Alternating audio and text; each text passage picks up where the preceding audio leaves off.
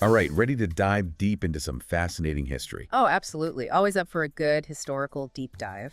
Today we're taking on Dravida by E.L. Tambimuttu, a history of the Tamil people published back in 1945. And it's a fascinating one. It takes us on a journey from prehistoric times right up to 1800 AD.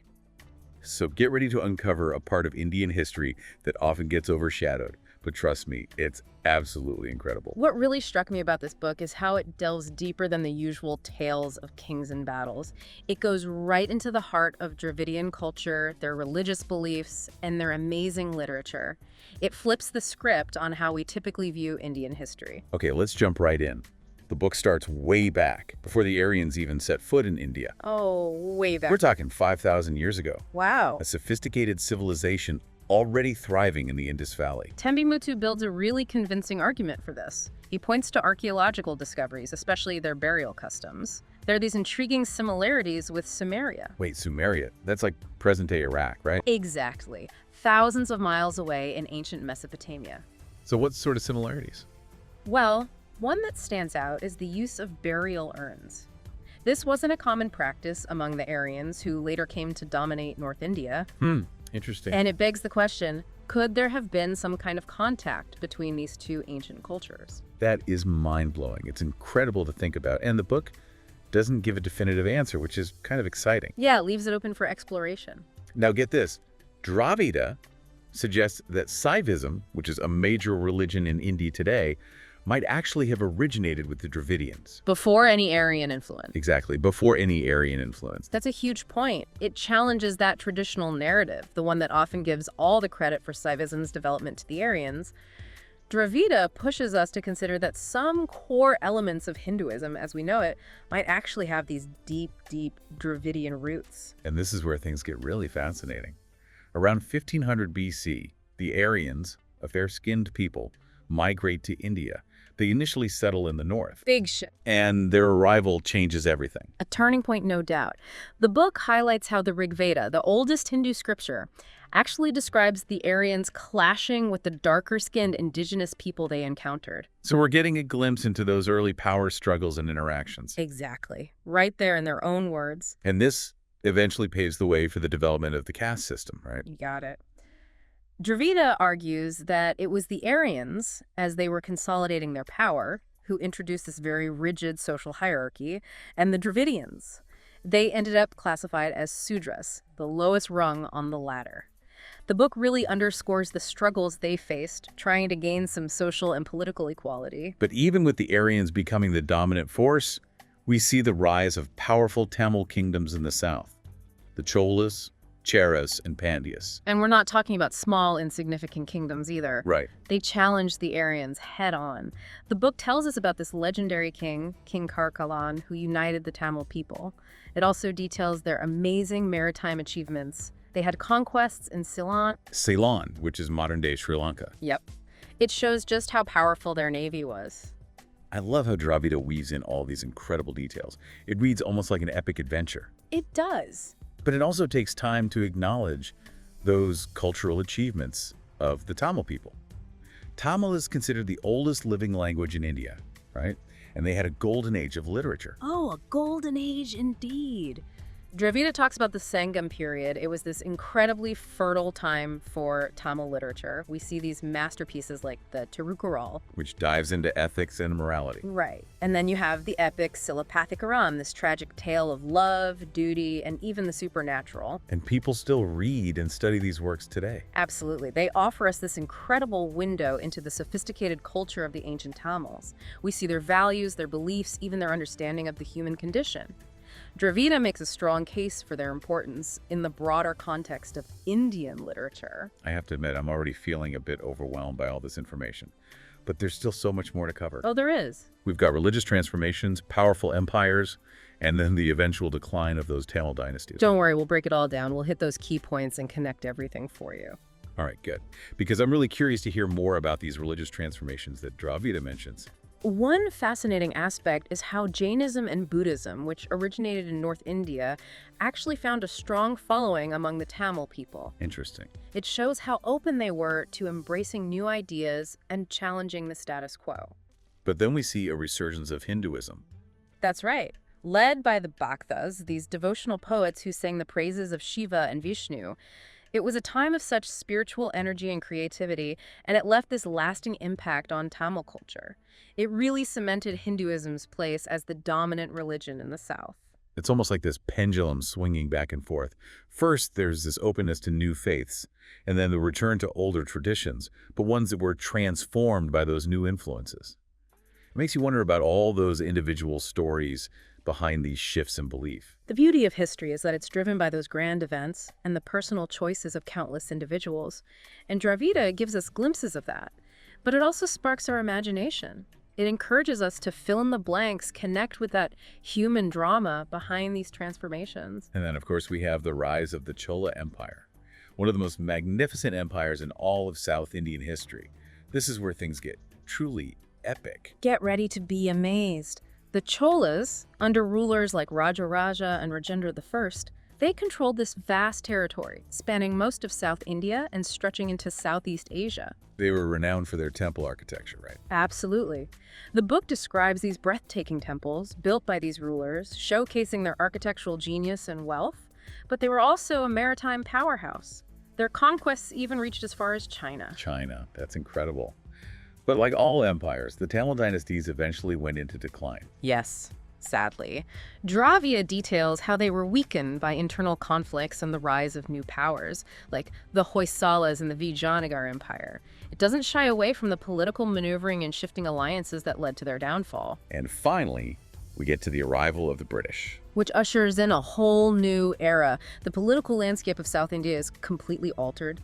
The British established control, uniting the region under their administration, and this sets the stage for modern India as we know it. It's remarkable how, through all these challenges, Dravida emphasizes that the Tamil people managed to hold on to their culture and identity. That speaks volumes about their resilience. It really does. Wave after wave of change, upheaval, yet their culture endured. It's impressive. Okay, so out of all of this, what struck you the most? Was it their ancient civilization, the epic battles, their literature? There's so much to be impressed by. It's hard to pick just one. But that sheer age of Dravidian civilization, it's mind-boggling. Think about it. Thriving in the Indus Valley, possibly even connecting with other ancient cultures all those thousands of years ago. It really shifts our perspective on Indian history. Makes you wonder what else we might discover about their past. Speaking of discoveries, let's circle back to the Cholas. Dravida dedicates a whole chapter to them. It's time to meet Raja, right? Raja, one of the greatest Chola emperors, and his rise to power, well, that's a story in itself. Dravida recounts how his older brother, Aditya, was assassinated, and there were all these rumors swirling around, whispers of foul play. But in the end, Raja took the throne. Sounds like something straight out of Game of Thrones. But once he was in power, he really proved himself as a leader. Oh, absolutely. He consolidated Chola control over those traditional Tamil lands, which included the regions of Chola, Chera, and Pandya. But he didn't stop there. He launched these successful campaigns against neighboring kingdoms, expanding the Chola Empire's reach even further. And Dravida mentions their naval power, too.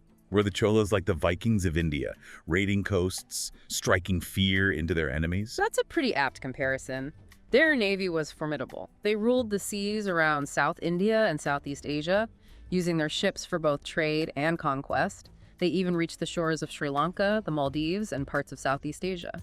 Okay, now I'm picturing massive wooden ships, fierce carvings, sails billowing in the wind, carrying warriors to distant lands. It's like something out of an epic poem.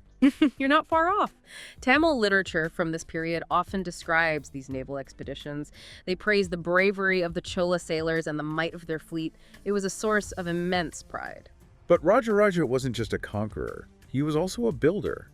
And the book mentions some pretty impressive architectural achievement. Oh, this is where Raja's legacy truly shines. He commissioned the Brihadiswar temple at Thanjavur.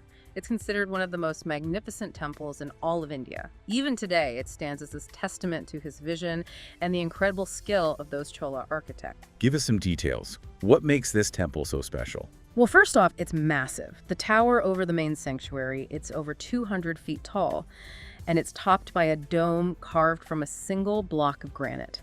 That alone is an incredible feat of engineering. The whole temple complex is covered in these intricate carvings. You see scenes from Hindu mythology, even events from Rajaraja's life. It sounds like a place where spirituality and artistry just converge. No wonder it's a UNESCO World Heritage Site. Exactly. It's a masterpiece of Dravidian architecture. But it also represents the power and wealth of the Chola Empire under Rajaraja. He spared no expense in its creation, using the finest materials and the most skilled craftsmen. It's a shame no empire lasts forever. So what led to the decline of the Cholas? Like a lot of great empires, internal conflicts and the emergence of new powers played a role. After Raja's death, his son, Rajendra I, continued expanding the empire. But over time, they faced challenges. You had the Pandyas in the south and the Hoysalas in the west. Dravida even mentions a Hoysala king who defeated the Cholas, and he even sacked their capital. That was Vishnuvardhana, a powerful Hoysala ruler. He really took advantage of the Cholas' weakening position. This marked a turning point. The Cholas continued to rule for a while, but their power and influence gradually waned. And eventually, the Vishnunagari Empire rose to dominate the south. It's almost like watching this centuries-long Game of Thrones with all these different dynasties vying for power. Great analogy. It really captures those constant power shifts that define medieval South India. No one dynasty stayed on top for very long. Okay, before we move on to the Vijayanagara Empire, I want to go back to something you mentioned earlier about the Chola Navy reaching China. Did those interactions have any kind of lasting impact? Oh, definitely. The Cholas established trade relations with China during that time, and there's evidence of cultural exchange too. Archaeologists have found Chinese ceramics and other goods at Chola sites. Points to a thriving maritime trade network. It's a reminder that even way back then, the world was more interconnected than we might think. It's easy to forget how much those ancient cultures interacted with each other. It wasn't all isolation and self-sufficiency. Exactly. And the Cholas, with their powerful navy, were right at the forefront of those global connections. They brought back new ideas, new goods, enriching Tamil culture and contributing to that flow of knowledge across the seas. All right, so we've talked about empires rising and falling, but what about the everyday lives of the Tamil people during all this? What does Dravida tell us about their society, their culture? This is where the book really shines. It goes beyond battles and politics to give us these glimpses into the social and cultural fabric of Tamil society. For instance, it highlights the importance of agriculture, especially rice cultivation, as the foundation of their economy. So we're talking about a largely agrarian society. Yes, but one with a complex social structure as well. The book describes the different castes and communities that made up Tamil society, each with their specific roles and responsibilities. And even in the South, we see the influence of the caste system. Sadly, yes. While it may not have been as rigid in the South as it was in the North, the caste system still played a role in shaping social hierarchies and opportunities. The book doesn't shy away from addressing this complex aspect of Tamil history. What about religion? We touch on that resurgence of Hinduism with the Bhaktas, but what were everyday religious practices like? Dravida describes a vibrant religious landscape where temples were at the center of community life.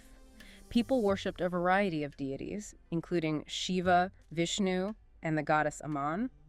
Festivals and pilgrimages were also super important, bringing people together from different communities and regions. I can almost picture those colorful processions, music filling the air, people from all walks of life coming together to celebrate their faith. You're painting a vivid picture. That sense of community, shared devotion, it was central to Tamil religious life. The book also talks about the importance of those temple rituals, the chanting of hymns, the performance of sacred dances, all as ways to connect with the divine. It's fascinating how religion permeated so many aspects of their culture. Absolutely. Dravida paints this picture of a society where religion wasn't just a set of beliefs, but a way of life. It influenced everything from social customs to their artistic expressions. Okay, we've covered a lot of ground today. We've explored those ancient roots of the Dravidians, witnessed empires rise and fall, even got a glimpse into the daily lives of the Tamil people, but there's still more to uncover, right? What about the Vijayanagar Empire? Ah, yes, the Vijayanagar Empire, a powerful force that emerged from the ashes of those earlier kingdoms. Their story is one of resilience, cultural brilliance, but also eventually decline, and the arrival of new players on that South Indian stage. Sounds like we're in for another exciting chapter in this epic saga. Let's dive in. Lead the way! I'm ready to unravel those mysteries of the Vijayanagar Empire. Dravida tells us that the Vijayanagar Empire emerged in the 14th century, right smack dab in the middle of all the political turmoil we've been discussing. He was founded by two brothers, Harihara and Bukharaya. And their story has a bit of mystery to it. There are different accounts of their origins, but the book suggests they may have been feudatories of the Hoysalas. Remember, the very kingdom that weakened the Cholas. Talk about a comeback story. So they rose from relative obscurity to establish one of the most powerful empires in South India. Exactly. They established their capital at Vijayanagara, a strategically located city on the banks of the Tungabhadra River. This city, which we know today as Hampi, became this thriving hub of trade, culture, and learning. Tambimuttu describes it as a magnificent city, full of temples, palaces, and bustling markets. He even calls it the rival of Delhi, which was the capital of the Delhi Sultanate at the time. Vijayanagara was a testament to the empire's wealth and power. Their rulers were great patrons of the arts, literature, architecture. They created this vibrant cultural hub that attracted scholars, artists, and merchants from all over India and even beyond. It's incredible to imagine this flourishing city, this beacon of Dravidian culture, standing strong while the Delhi Sultanate was expanding its power across North India. It reminds us that while history often focuses on those big stories of empires and conquests, there are always these parallel stories of resilience, creativity, cultural achievement happening elsewhere. And the Vijayanagara Empire is a perfect example of that. But their rise wasn't without conflict, was it? They were constantly at war with the Bahmani Sultanate to the north. That's right. The rivalry between Vijayanagara and the Bahmani Sultanate really defined this period. They fought a series of wars over territory and resources, victories and defeats on both sides. Dravida describes one particularly intense battle at Raichur, where the Vijayanagara forces were victorious. Yes, the Battle of Raichur was a major victory for Vijayanagara. It showcased their military strength. It also highlights the role of these skilled military leaders, like Saluva Narasimha, who played a key role in pushing back those Bahmani forces. So we're seeing this new wave of powerful figures emerging in South India, like the old guard giving way to this new generation of rulers and warriors. You got it. The Vijayanagara Empire really marked a shift in the balance of power in South India. Those old Tamil dynasties, they had faded. And new powers, driven by fresh energy and ambition, were taking their place. Okay, let's talk about the cultural achievements of the Vijayanagara Empire. They were known for their impressive architecture, right? Oh, absolutely. The book really highlights those architectural wonders of Vijayanagara, their capital city. They built magnificent temples, palaces, public works, often blending Dravidian architectural styles with Islamic influences. Interesting. Islamic influences. Were they influenced by the Delhi Sultanate? It's a bit more nuanced than that. While the Vijayanagara rulers were devout Hindus and often at war with the Bahmani Sultanate, they were also pragmatic. They incorporated certain Islamic architectural elements into their buildings. It might reflect the cosmopolitan nature of their capital city. It's a good reminder that even amidst conflict, you can still have this cultural exchange and adaptation. Exactly. The Vijayanagara Empire was like this melting pot of cultures and ideas, and their architecture reflects that, this blend of influences that really speaks to their openness to the world around them. Dravida mentions a particularly impressive temple complex dedicated to the god Virupaksha. What can you tell us about that? The Virupaksha Temple is one of the most iconic structures at Hampi, the ruins of Vijayanagara. It's this vast complex with towering gateways, ornate pillars, and intricate carvings. It wasn't just a place of worship, it was also a center of social and economic activity. It's incredible to think that these structures, even in their ruined state, still stand as these testaments to the grandeur of the Vijayanagara Empire. They do. Visiting Hampi is like stepping back in time. You can almost feel the presence of the empire, the bustling markets, those vibrant rituals, the grandeur of their courtly life. Okay, but like all empires, the Vijayanagara Empire eventually met its end. What happened?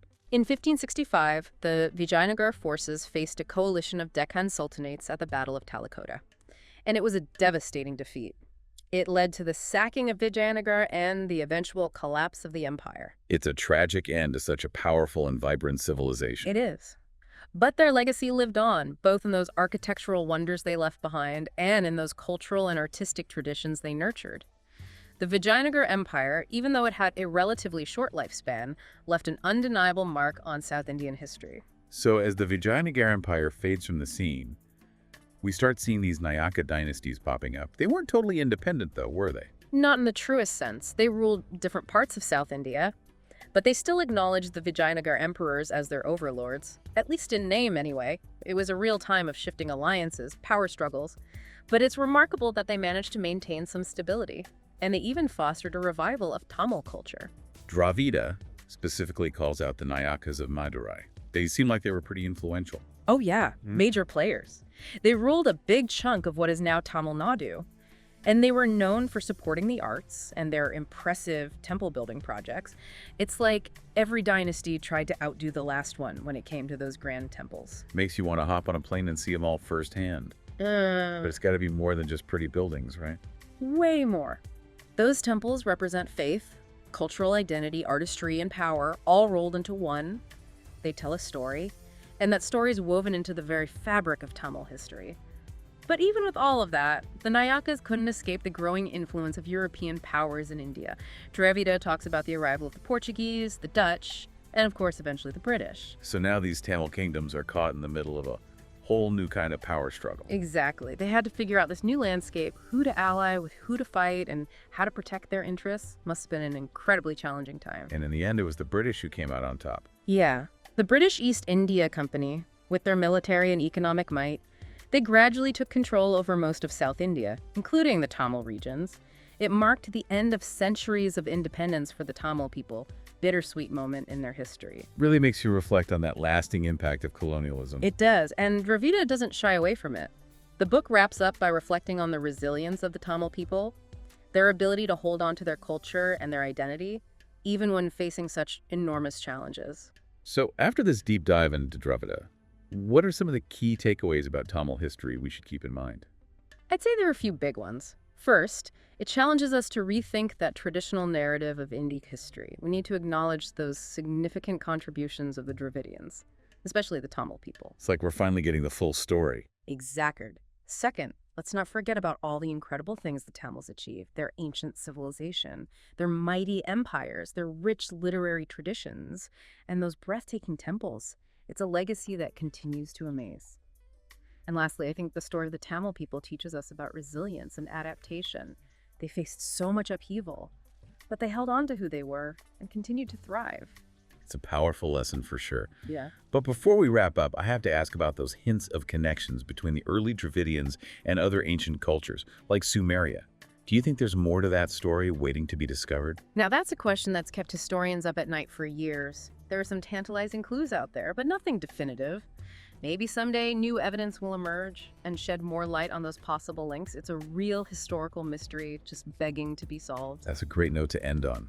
Thanks for joining us on this journey through Tamil history. We hope you've gained a newfound appreciation for the Tamil people and their incredible story. It's been a pleasure exploring Dravida with you. Keep exploring, keep asking those questions, and you never know what amazing discoveries you might make.